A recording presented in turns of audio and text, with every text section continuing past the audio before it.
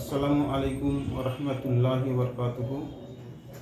আমি ডক্টর মোহাম্মদ ওয়াসিকুল হক হোমিও ক্লিনিকের কর্ণধার।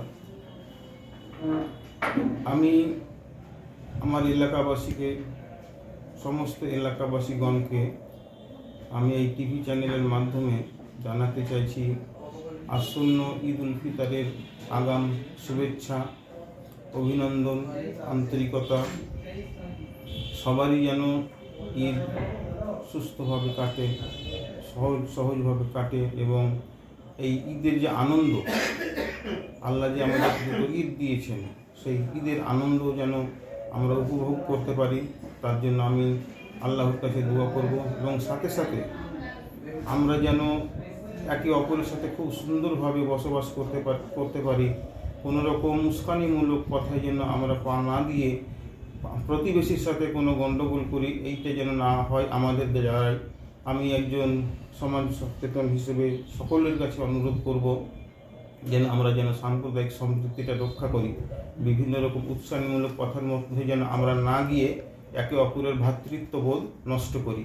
এবং আমাদের ইসলামেই বলা হয়েছে যে একটা মানুষকে, যে কোনো ধর্মের মানুষই যে কোনো ধর্মের মানুষকে, একটা মানুষকে যদি আমি হত্যা করি কিংবা কারো ক্ষতি করি, তাহলে আমি গোটা বিশ্ব মানবতাকে ক্ষতি করলাম। এই কথাটা আমাদের ইসলাম ধর্মীয় কোরআনে লিখেছে। সেহেতু সেই দিক থেকে না মাথায় রেখে, যেহেতু আমরা সিয়ামের মাধ্যমে, রোজার মাধ্যমে অনেক কষ্ট সাধনা করলাম এবং আমার যে পরিবর্তন, রোজার মাধ্যমে যে আল্লাহ মানুষের যে পরিবর্তনগুলো করে, সেই পরিবর্তনে পরিবর্তিত হয়ে বিগত দিনে যে সবগুলো ভুলগুলো হয়েছে সেইগুলোকে শুধরে নিয়ে আমরা যেন আমাদের আগামী দিনটা সুন্দরভাবে কাটাতে পারি, সেই শুভেচ্ছা, আমি আশা রাখবো। সকলকেই বলবো যে একে অপরের সাথে আমরা ভ্রাতৃত্ববোধ বজায় রেখে বসবাস করতে চাই এবং বসবাস যেন করি।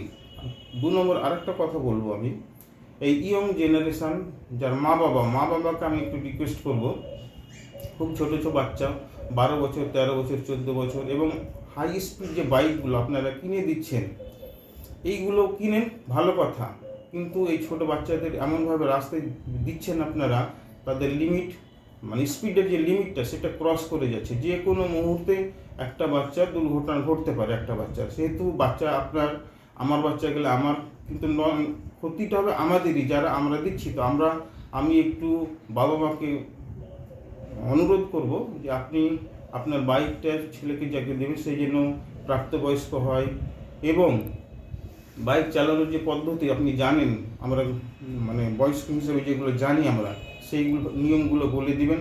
সাথে সাথে অবশ্যই হেলমেট পরাবেন, হেলমেট ছাড়া বাইকে উঠতে দিবেন না, পায়ে জুতো থাকতে হবে এবং জুতো পরাতে দিবেন। সাথে সাথে ড্রাইভিং লাইসেন্সটা অবশ্যই করাবেন, ড্রাইভিং লাইসেন্স ছাড়া চালানো উচিত নয়। আমাদের যে ট্রাফিক পুলিশগুলো আমাদের যেভাবে সহায়তা করছেন, ভাবছেন যে হয়তো তারা আমাদের ফাইন করছে, তা নয় ব্যাপারটা। আমাকে ফাইন করছে কি জন্য? আমার হেলমেট থাকছে না মেনলি বলে। তো সেই হেলমেট থাকছে না, আমি যদি দুর্ঘটনায় পড়ি, যদি হাত পা ভেঙে যায় তবু মানুষ বেঁচে যাবে, কিন্তু যদি মাথায় লেগে যায় তাহলে আমাদের ব্রেন হিমোরেজ হয়, যেটা সিভিয়ার অ্যাক্সিডেন্ট বলা হয়। তো সেইখানে একটা বাচ্চা বাঁচবে না। সেহেতু আমার প্রশাসন ভাইরা, প্রশাসন দাদারা যারা এই কাজে আমাদেরকে বাধ্য করছেন হেলমেট পরে, তাদেরকে অনেক অনেক ধন্যবাদ।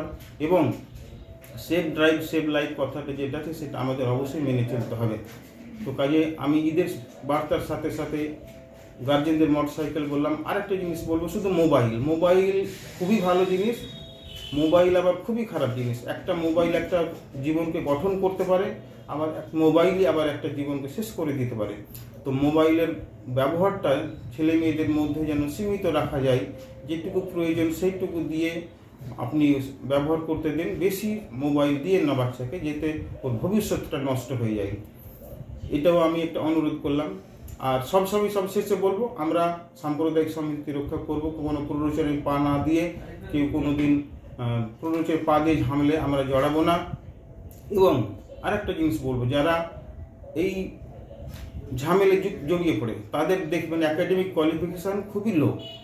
তো আমরা কিন্তু যারা হাই লেভেলের, তারা কিন্তু সঠিক জায়গায় সব ভাই ঠিক, ওদের কিন্তু মেল মহব্বত ঠিক থাকে, কিন্তু আমরা ঝগড়া করছি কারণ নিচের তলে যারা আমরা কিছুই বুঝি না। ক্ষতি হচ্ছে আমাদের নিম্ন শ্রেণীর ফ্যামিলিদের, কার বাবা যাচ্ছে, কার মা যাচ্ছে, বা ভাই যাচ্ছে, কার আত্মীয় স্বজন চলে যাচ্ছে দেশ ছেড়ে, দুনিয়া ছেড়ে, সেখানে তার নিজের ফ্যামিলিটা সাফারার হচ্ছে। তো কোনো রকম প্ররোচনায় পা দিয়ে আমরা সাম্প্রদায়িক সম্প্রীতি নষ্ট করব না, সাম্প্রদায়িক সম্প্রীতি বজায় রাখবো। এইটা আমি আমার আজকে ঈদের যে শুভেচ্ছা জানাচ্ছি সকলকে, এই অনুরোধটা আমি করে আজকে আমি আমার শুভেচ্ছা বার্তাটা শেষ করলাম।